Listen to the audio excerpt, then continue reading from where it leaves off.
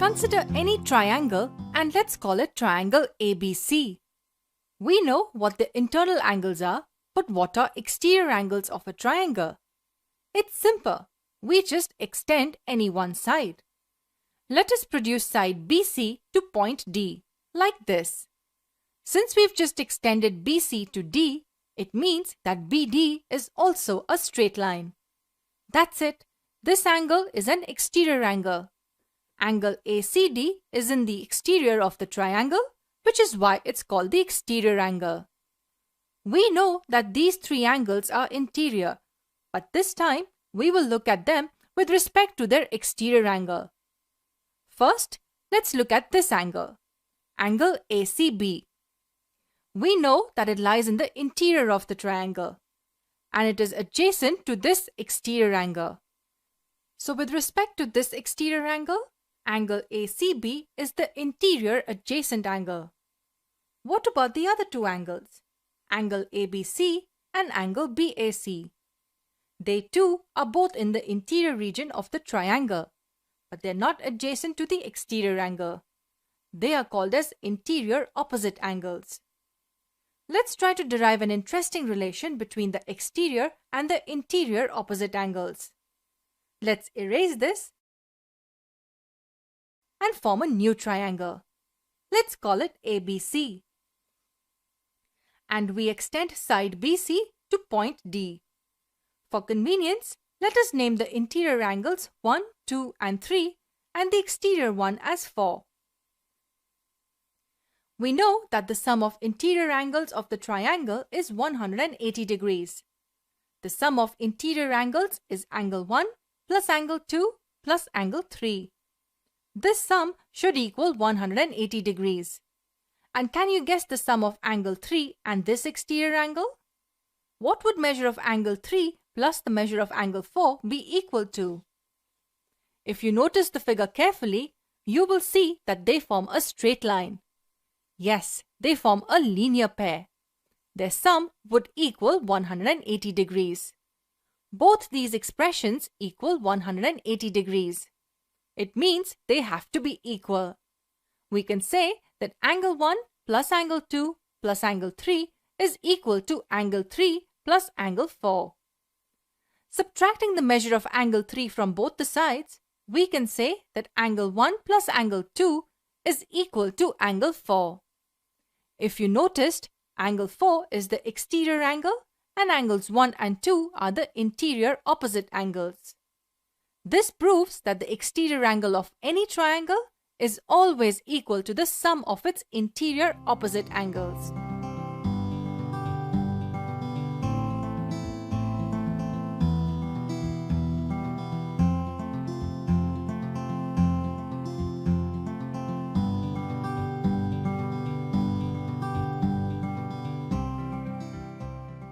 Very good morning, class 8. So I told you in the live class that the quadrilateral chapter we are doing, it's very important. Yesterday also I told you many important properties. Keep practicing that, keep revising that because that is very important. Today also I'm going to explain the various properties which will be the part of exercise 3.2. Okay, so watch the video very carefully. All the questions which I have done, that all you have to do as your practice work, in which I will be explaining the exterior angle property, the sum of exterior and interior angle, or how to calculate the exterior angle if only the interior angle will be given. Okay, the questions which I am doing, it doesn't mean that you will not do that. That also you have to do, and the questions which I have left for your practice work, that also you have to do. Okay, so please watch the video very carefully. Thank you so much. So class 8, I am going to explain you the exterior angle property, which is in 3.2. It means exterior angle is equal to the sum of the two interior opposite angles. First of all, you should understand what are the interior and what are exterior angles. If I talk about interior angles, right? So they are this one. I'm naming it as angle A, angle B and angle C. If I'll talk about exterior angles, So they are this one जो बाहर है 1 2 and this 3, right? Now according to the property हमारा एक exterior angle का सम, एक जो measurement है वो अंदर के दो इंटीरियर ऑपोजिट एंगल्स के बराबर है. For example I have to take this angle 1. तो बेटा एंगल 1 का साथ नहीं लेंगे, ये इसका नेबर है, इसको नहीं लेना.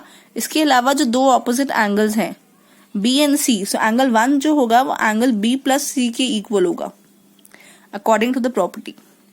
If I have to take angle 2, angle 2 के साथ वाला सी नहीं लेंगे. This one and A and B will take. So angle A plus angle B. दोबारा सुनेंगे. अगर मुझे एंगल 3 की वैल्यू निकालनी है तो मैं ये वाला B नहीं लूंगी इसके साथ, बिल्कुल मैं बाकी वाले दो A और C लूंगी. सो एंगल 3 की जो वैल्यू आएगी वो A और C को ऐड करके आएगी. This is the old property. Okay, now one more thing is there that there are two angles, interior and exterior, interior अंदर, exterior बाहर. बेटा दोनों का सम ऑलवेज 180 होता है. और अगर आपको कभी इंटीरियर एंगल निकालना होता तो उसका कैसे आएगा आंसर? इंटीरियर एंगल का measure sum of interior angles upon n, and you all know number of sides. Please mind this formula. और आपको कभी इंटीरियर एंगल निकालना है तो हम उसको 180 में से माइनस करेंगे, और अगर एक्सटीरियर निकालना है तो 180 में से इंटीरियर माइनस करेंगे. मतलब इंटीरियर निकालना है तो एक्सटीरियर माइनस होगा, एक्सटीरियर निकालना है तो इंटीरियर माइनस होगा.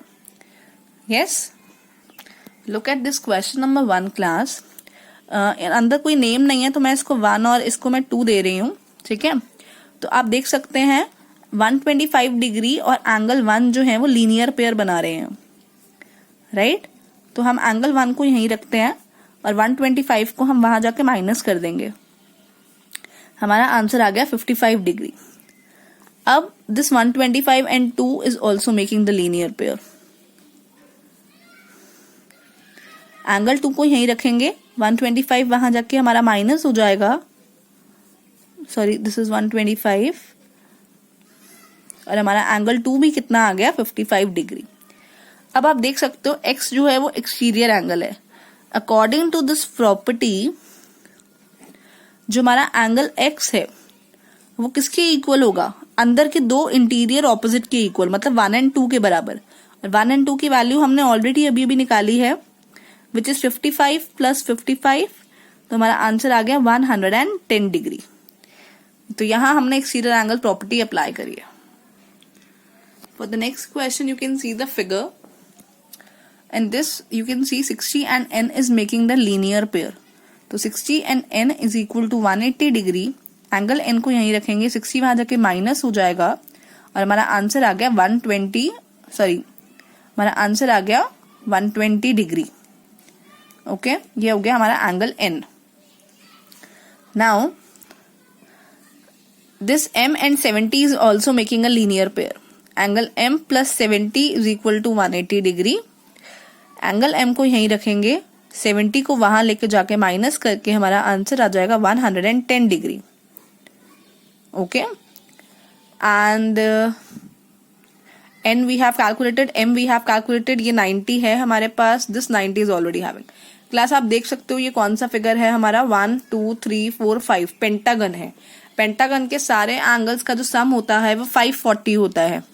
तो हम क्या करने वाले हैं, 90 प्लस दिस m जो हमने अभी भी निकाला है 110 प्लस n जो कि हमने निकाला है 120 plus this 90 plus this y which is not given to us is equal to 540 degree, क्योंकि ये पेंटागन है.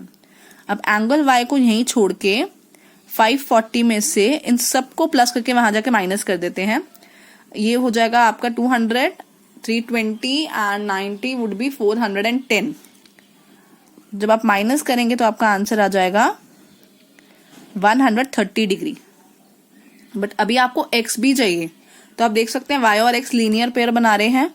तो मैं लिख सकती हूँ angle y plus angle x is equal to 180 degree. Angle इसको यहीं रहने देंगे, 180 में से y की वैल्यू को माइनस करेंगे, हमारी x की वैल्यू भी आ जाएगी which is 50 degree. This was all about b part. First, do question number 1 class and then attempt this question number 2. Okay? Find the measure of each exterior angle of a regular polygon. First of all, you should know exterior angle. आपको exterior angle निकालना है अब. दूसरी चीज, regular polygon का मतलब होता है जिसमें सारी साइड्स इक्वल होती हैं बेटा. ठीक है, यानी कि एक साइड 4 सेंटीमीटर है, एक साइड 3 सेंटीमीटर है, ऐसा नहीं होगा. रेगुलर में all side will be equal. अब आपको एक्सटीरियर एंगल निकालना है 9 साइड्स की फिगर वाला. सबसे पहले तो आपको पता होना चाहिए कि 9 साइड्स की फिगर का नाम क्या होता है. It is nonagon, right. Nonagon का सम ऑफ एंगल्स कितना होता है, तो उसको निकालने के लिए I applied the formula n-2 into 180. I got the answer 1260. अब जैसा कि मैंने आप लोगों को एक फॉर्मूला समझाया था इंटीरियर एंगल का, sum of angles upon N. सम मेरे पास ऑलरेडी है, एन भी है, दोनों को कटिंग करा, I got the answer 140 degree. But मुझे एक्सटीरियर निकालना था, तो मैंने आपको एक्सटीरियर का भी फॉर्मूला समझाया था कि 180 में से इंटीरियर को माइनस कर दो. तो 180 में से 140 माइनस करेंगे तो हमारा एक्सटीरियर एंगल कितना आ जाएगा, 40 degree. These are the steps how you will find the measure of exterior angle. इसके लिए मैंने आपके फॉर्मूलाज लिख दिए हैं, बट इसको कैलकुलेट आप लोग खुद करेंगे. Okay, don't go through the video at one go.